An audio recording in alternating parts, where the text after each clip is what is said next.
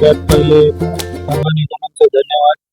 आणि आज परभणी महानगरपालिका मध्ये आम्ही उपमहापौर या पदाचा कारभार सांभाळताना कुठेतरी प्रशासनातले काम हे गतिमान करण्यासाठी आज कॅबिनचं एक छोट्या स्वरूपात उद्घाटन केलं. आणि इथून परभणी शहरातील जी काही विकास कामं आहेत तर ते लवकरच आम्ही इथून गतिमान करण्याचा प्रयत्न करणार.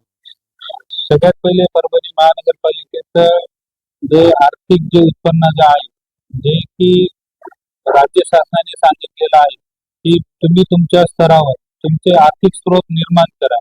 आणि त्यातला एक जो विषय जो आहे आर्थिक स्रोताचा तो आहे घरपट्टीचा, पाणीपट्टीचा, जे की आपल्या परभणी शहरामध्ये आपण वारंवार शास्तीची सुद्धा फार 100% शास्तीची घोषणा सुद्धा करतो.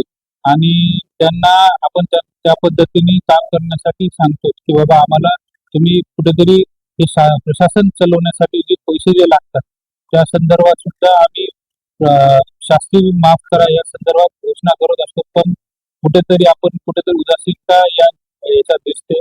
आणि जो पाणीपट्टीचा जो विषय आहे एवढी मोठी यंत्रणा आहे की ज्याला दर महिन्याला 60 ते 70 लाख रुपयाचा खर्च आहे. आणि तो आपण एक परभणीकर या नात्याने जर पाणीपट्टी आणि घरपट्टी जर ही रेग्युलर जर भरली तर लोकांना जे भेटणाऱ्या ज्या सुविधा आहेत किंवा कचऱ्याची गाडी असो किंवा साफसफाईच्या तर हे कुठेतरी गतिमान होण्यासाठी याला लागतात पैसे. तर या टॅक्सच्या स्वरूपात जर सर्व परभणीकरांनी मिळून एक पिलानी जर आपण जर हे टॅक्स वगैरे पेड केले तर परभणी शहरावर महानगरपालिकेवर जे आर्थिक जे संकट आहे ते कुठेतरी दूर होईल.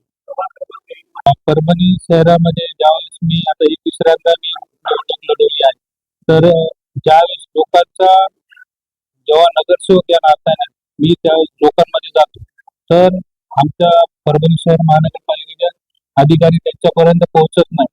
तर यासाठी मी परभणीतल्या आमच्या प्रभाग क्रमांक 1 मध्ये काही ठराविक ठिकाणी स्पॉट केलेले आहेत की ज्या ठिकाणी बिल कलेक्टर येतात, तिथं संबंधित सर्व अधिकारी तिथं प्रस्तावित होतात आणि त्यांना तिथं येऊन आम्ही आवाहन करतो की बाबा महानगरपालिकेचे अधिकारी आलेले, बिल कलेक्टर आले आणि आपण तिथे येऊन त्यांचा टॅक्स पेड करावा आणि जो ते शास्तीचा जो 100% जो आहे तो फायदा तुम्ही घ्यावा हे आम्ही त्यांना प्रोत्साहित करतो. त्यामुळे प्रभाग क्रमांक 1 मध्ये ही 100% शास्ती माफ 100% जे वसुलीचे आहे ती अडती करण्यात येत आहे.